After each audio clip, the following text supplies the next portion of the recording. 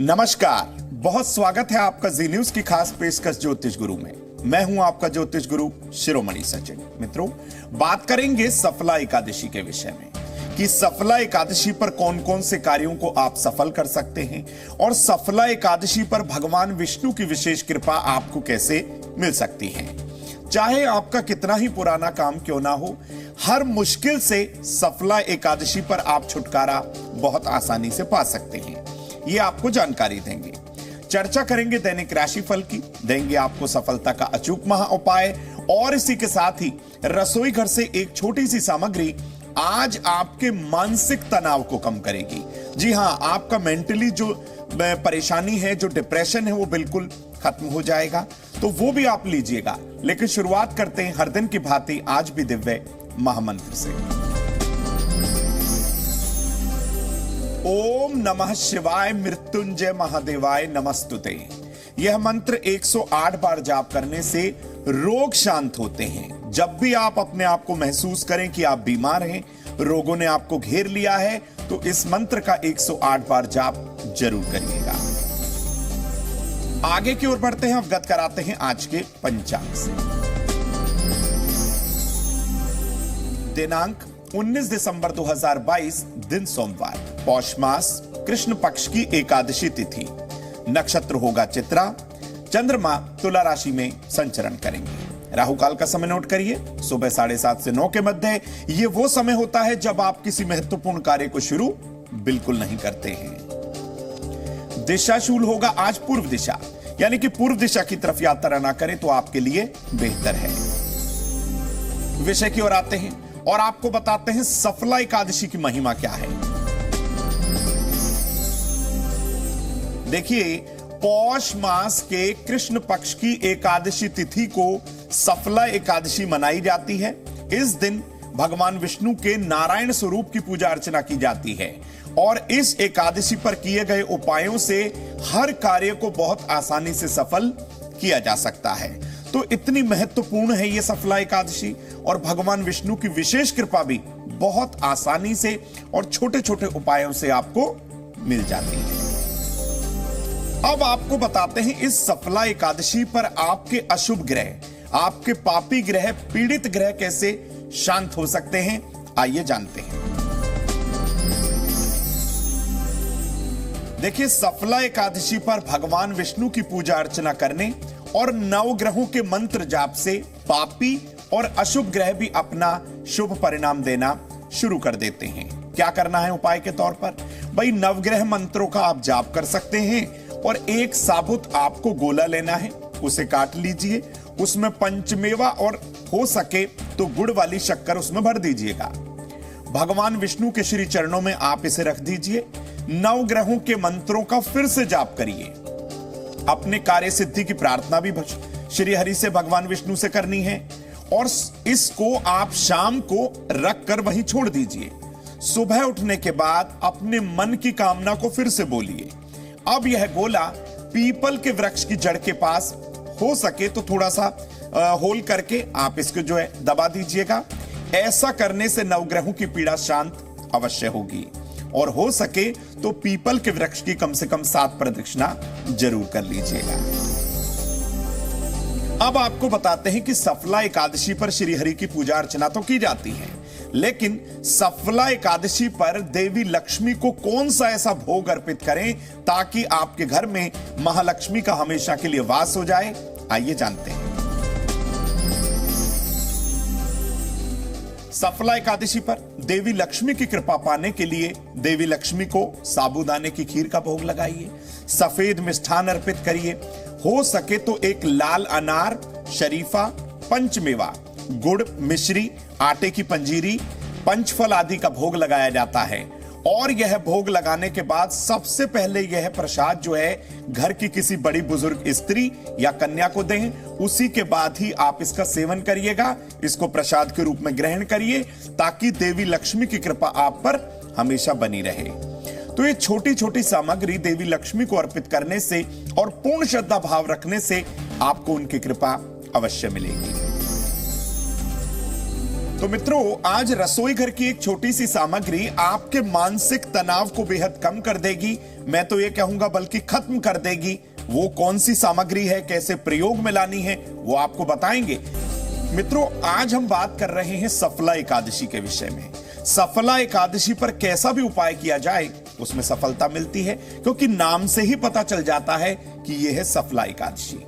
अब सफला एकादशी पर यदि आप उत्तम संतान का महावरदान श्री हरि विष्णु से चाहते हैं तो एक छोटा सा उपाय जरूर अपनाइएगा। देखिए, कुंडली के पंचम भाव और गुरु पर यदि पापी ग्रहों की दृष्टि हो, ऐसा होने के कारण संतान उत्पत्ति में बिल्कुल बाधा आती है।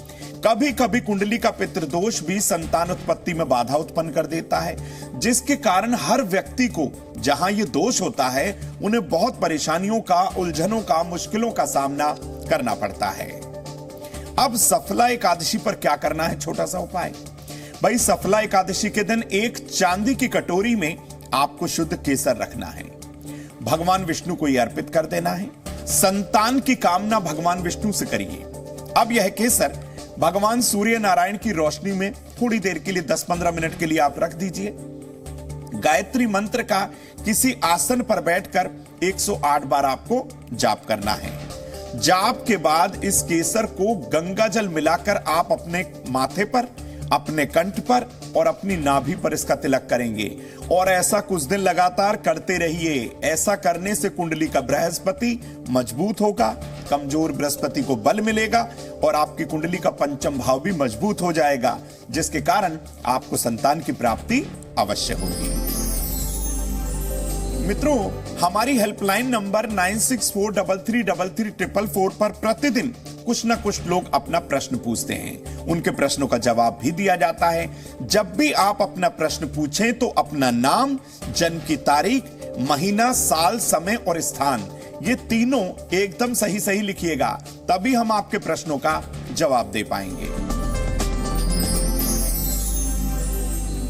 पहला प्रश्न हमसे पूछा है नवीन ने, दिल्ली से है। बहुत स्वागत है आपका। नौकरी नहीं लग रही है, कोई उपाय इनको बताया जाए। नवीन, आप कर्क लगन और कन्या राशि के हैं। दशम भाव और सप्तम भाव में अशुभ ग्रह होने के कारण नौकरी लगने में विलंब है।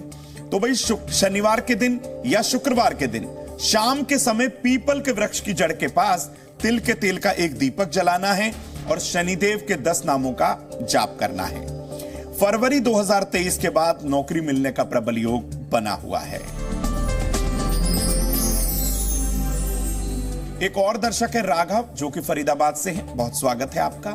ये कह रहे हैं कि एक बार रिश्ता होकर टूट गया है, दोबारा रिश्ता कब होगा, कोई उपाय बताएं। राघव, कुंडली के सप्तम भाव में पापी ग्रहों के गोचर होने के कारण अक्सर जो है रिश्ता या फिर रिलेशनशिप जो है वो टूट जाता है। विवाह में परेशानी भी आती है। क्या करें उपाय? अपने नहाने के पानी में कम से कम 3 चुटकी पिसी हुई हल्दी डालिए, स्नान करिए और पीपल के वृक्ष की सेवा करिए। अपने घर की उत्तर पूर्व दिशा को बिल्कुल साफ रखिएगा। तो ये छोटा सा उपाय आपके कार्य को बना देगा। मित्रों, आपके मन में भी यदि कोई प्रश्न है तो आप अपना प्रश्न हमारी हेल्पलाइन नंबर पर जरूर साझा करिए। आइए मित्रों, अब बात करते हैं उनकी जिनका आज जन्मदिन है। तो जिन लोगों का आज जन्मदिन है उन्हें ढेरों शुभकामना। ज्योतिष गुरु आपके अच्छे स्वास्थ्य, सेहत की कामना ईश्वर से करते हैं। मित्रों, यह वर्ष आपके स्वास्थ्य और रोजगार के लिए उत्तम रहेगा, लेकिन साल के शुरू होते ही कोई भी निवेश, इन्वेस्टमेंट बिल्कुल भी ना करिए। धन, स्वास्थ्य और रोजगार की सभी समस्याओं को खत्म करने के लिए सुबह के समय गणेश स्तोत्र का पाठ करें और जरूरतमंद लोगों को अन्न का दान यानी कि भोजन जरूर खिलाएं। तो मित्रों, जिन लोगों का आज जन्मदिन है उन्हें ढेरों शुभकामना। मित्रों, आज रसोई घर की एक छोटी सी सामग्री आपके मानसिक तनाव को, डिप्रेशन को, दबाव को हर तरीके से कम कर देगी। क्या है वो सामग्री, कैसे अपनानी है, क्या उपाय करना है, आपको बताएंगे। लेकिन पहले जान लीजिए सफलता का अचूक महा उपाय। एक शुद्ध घी का दीपक केले के पेड़ की जड़ के पास आपको जलाना है। मात्र इतना सा करके देखिए, श्री हरि की विशेष कृपा होगी, आपका महत्वपूर्ण कार्य सफल होगा। बात करते हैं माताओं बहनों की सेहत और उनके सम्मान यानी कि रेस्पेक्ट की। आज माताओं बहनों को सेहत में हम बताने वाले हैं, यदि वो स्किन की किसी भी तरीके की समस्या से परेशान है, त्वचा का कोई रोग हो गया है, तो क्या करना है। भाई आधा चम्मच आंवले का चूर्ण सुबह के समय खाली पेट आप सेवन करिए, आपको फायदा होगा। बात करते हैं माताओं बहनों के सम्मान की यानी कि उनके रेस्पेक्ट की। एक भोजपत्र पर पीले चंदन से स्वस्तिक बनाइए, अपने पर्स में रख लीजिए। भगवान मंगल मूर्ति की कृपा होगी, आपका महत्वपूर्ण कार्य भी बनेगा और हर जगह आप सम्मानित बनी रहेंगे।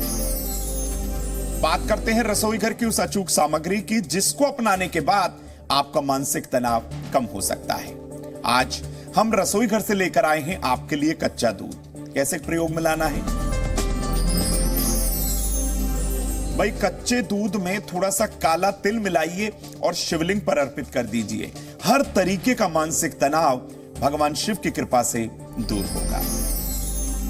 तो मित्रों, आज हमने आपको बताया कि सफला एकादशी पर चाहे छोटा सा ही उपाय क्यों न किया जाए, वो हर तरीके से सफलता की ओर जाता है।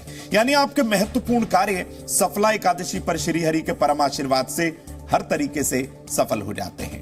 तो ये छोटे छोटे उपाय अपने मित्र सखा रिश्तेदारों के साथ शेयर बिल्कुल करिएगा। फिर किसी नए विषय को लेकर ज्योतिष गुरु आपके समक्ष आएंगे। तब तक के लिए जुड़े रहिए जी न्यूज के साथ। नमस्कार।